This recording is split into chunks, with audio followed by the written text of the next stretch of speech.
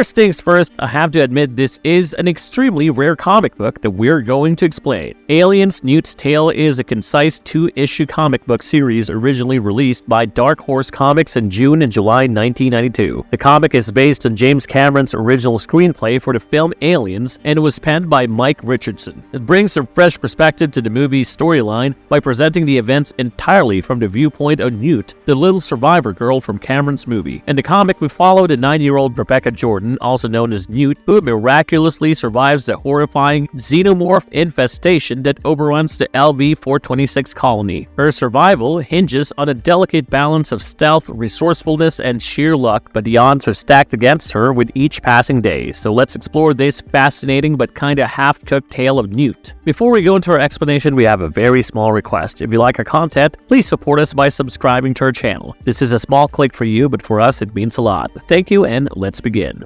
A find that should have never been made. In the aftermath of the ill-fated LV-426 mission, Newt's nightmares continue as she lies in hypersleep in the USS Sulaco during her journey to Earth. So how did it all start? Well, we're taken to Hadley's Hope's operations buildings. Lydecker and Administrator Simpson are in the conversation about Russ Jordan. He's the one who's raised concerns about his rights regarding the salvage operation he was ordered to undertake in the Ilium Range. Out on the Ilium Range, the Jordan family, consisting of Russ and their kids Timmy and Newt, is on a grid search using their Daihotai tractor. The kids get into a squabble about Newt having an edge in their game of monster maze due to her smaller size, allowing her to access places the others can't reach. Anne intervenes, but her focus shifts when suddenly they stumble upon an abandoned spacecraft. Curiosity gets the better of Anne and Russ as they decide to explore the derelict ship. Unfortunately, their exploration takes a jog to the left when Russ is attacked by a facehugger. Anne quickly sends a distress call to Hadley's Hope for assistance while Newt screams in terror. Russ wakes up in the colony's infirmary a day later with Anne and Dr. Kent checking on him. Timmy and Newt, barred from visiting their father, hatches a plan to get a sneak peek into the infirmary through the colony's air ducts. From a vent overlooking the infirmary, they see Dr. Kent talking to Russ and Anne and telling them that more people have been dispatched to examine the alien ship. Just as the returning team arrives, it becomes apparent that some of them have also fallen victim to facehuggers. By now, the chest burster inside Russ emerges,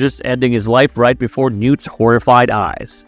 A colony of death. It's not before long that chaos engulfs the colony, and Newt, Timmy, and the other colonists are herded into a sub-level storage room for their safety. They learn that the xenomorphs are hunting them down one by one and decide to barricade themselves and prepare for a stand, knowing that the Marines are en route. Although the news of the arrival of the Marines was a welcome one, the relief was not going to last for long. Bill Andrews, one of the colonists, informs Anne that they've pinpointed the xenomorph nest within the atmosphere processing plant and dispatched an armed team to eliminate the creatures. However, their optimism quickly fades when Drapers, the leader of the team, reports back. He reveals that they've encountered far more xenomorphs than expected and have also discovered the grim fate of the missing colonists and livestock before their transmission abruptly cuts off. Following a brutal counterattack of their nest, the xenomorphs arrive at the colony. Anne understands the gravity of the situation and asks a fellow colonist for a weapon. She's willing to go to extreme lengths, even taking the lives of her children to prevent the xenomorphs from taking them alive. Amidst the chaos, the survivors hear gunshots from outside, and one of the men insists on opening the barricade to aid those stuck outside. Against the objections of others, they open the barricade, and quite unexpectedly, they find a wounded Drapers and the entire xenomorph horde. The xenomorphs flood into the storage room, leaving death and capture in their wake. As the mayhem envelopes Hadley's Hope, Anne contemplates ending her children's lives. Timmy, however, suggests they escape through the air ducts. As they attempt their getaway, a xenomorph drone attacks and kills Anne. Timmy manages to shoot down the creature, but is fatally wounded by its corrosive blood. Newt, the sole survivor, narrowly escapes. Rescue. Newt remains hidden in the colony's ventilation system, surviving in solitude for nearly 2 weeks. Salvation comes when the Colonial Marines, guided by Ellen Ripley, arrive at the scene. They quickly detect Newt's presence in their motion trackers, and Ripley retrieves her from within the ducts. After a brief medical check by Corporal Dietrich, the Marines decide to explore the atmosphere processor after discovering the personal data transmitters of the colonists there. The Marines venture into the a hive within the atmosphere processor and come across Mary, who is cocooned to the wall. Unfortunately, a chest burster emerges from her and they incinerate it with the flamethrowers. The screeches of the dying chest burster alert the rest of the hive, knowing that they need help. Ripley steers the unit's APC into the hive, rescuing Hicks and Private Hudson and Vasquez. Lieutenant Gorman is incapacitated by falling grates during their escape. Now the survivors decide to obliterate the entire colony via a nuclear strike from orbit, a decision that is not liked by company representative Carter Burke. They urgently summon their dropship pilot, Corporal Farrow, for evacuation. However, their flight is tragically cut short when a hidden xenomorph drone takes Farrow's life mid-flight, causing the dropship to crash into the APC. Stranded, the survivors make a strategic retreat to the operations building.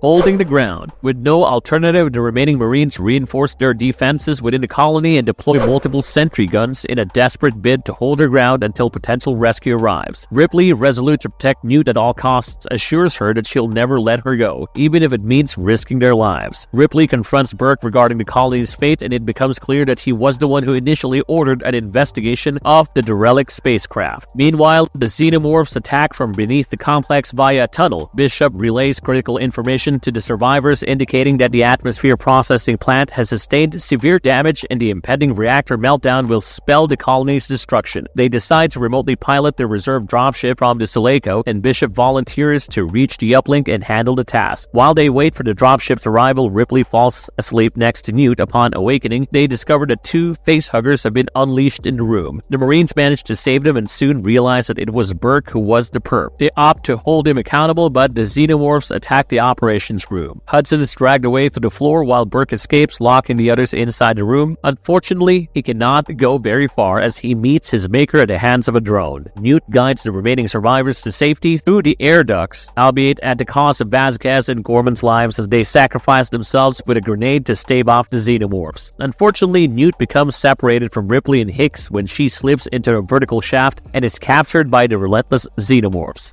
Final escape. Newt regains consciousness, finding herself in the nightmarish hive. A facehugger is dangerously close to her, poised to strike when Ripley arrives and rescues Newt. Together, they navigate through the labyrinth, encountering Burke, who is also trapped in a cocoon. Ripley leaves him with a grenade so that he can save himself from a fate worse than death. Their journey leads them into the Queen's chamber. Ripley immolates the Queen's clutch of eggs, enraging the monster's biomechanical matriarch. They barely escape, with a vengeful Queen hot on their heels. Arriving at the landing platform, they are dismayed to find Bishop gone. As the Queen approaches for a final attack, Bishop returns to the dropship. In a narrow escape, they flee the moon just moments before the atmosphere processor explodes. Once back aboard the Sulaco, Bishop regrettably is severely damaged when the Queen unexpectedly reappears and tears him in half, having concealed herself within the dropship's undercarriage. Ripley then gets into a power ladder, ultimately jettisoning the Queen through the hangar's airlock. Subsequently, Ripley, Bishop, Hicks, and Newt enter cryosleep, commencing their journey back to Earth. The story becomes full circle to the opening scene, with Newt slumbering in a hypersleep chamber. As she dreams, a facehugger ominously approaches her cryotube, which is where the story ends.